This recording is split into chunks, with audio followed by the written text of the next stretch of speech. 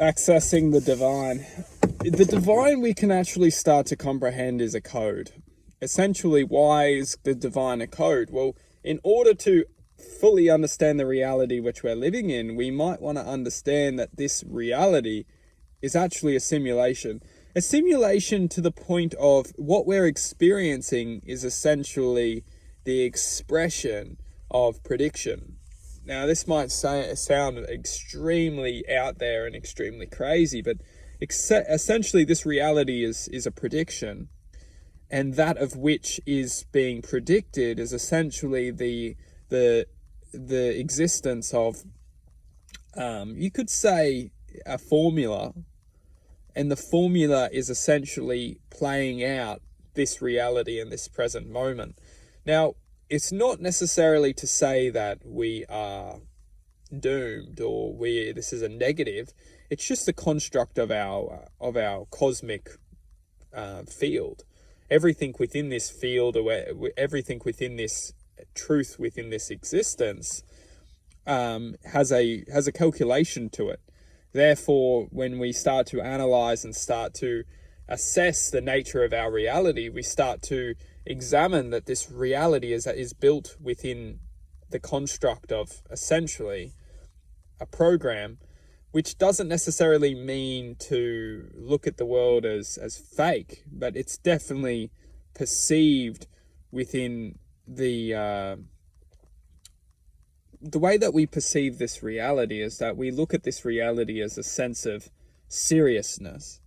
But if you were watching TV, a horror movie, when you're watching the TV, at least you get to understand, oh, thank goodness, it's just a movie, even though no matter how much we get caught into it, we get pulled into it and we start to feel the rawness of that movie's reality. We at least get to finish the movie saying, hey, it was just a movie. We get to convince ourselves it was just a movie. It was just a movie. There's no different to this reality, except that we're not taught that, or we don't have the knowledge to say that this reality is just a movie, because it isn't our full truth of existence. That's the part. This is where we can start to comprehend, is that this reality is very real, but it's not the full truth of our existence. Because essentially how it works is that, or how it could work, is that we are essentially a seed of our true reality that's been planted within this reality. So the seed wasn't born from this reality. It's been put into this reality as essentially an experience, and that's why we are here to experience this reality. We're not taught that this isn't the truth, or where we truly,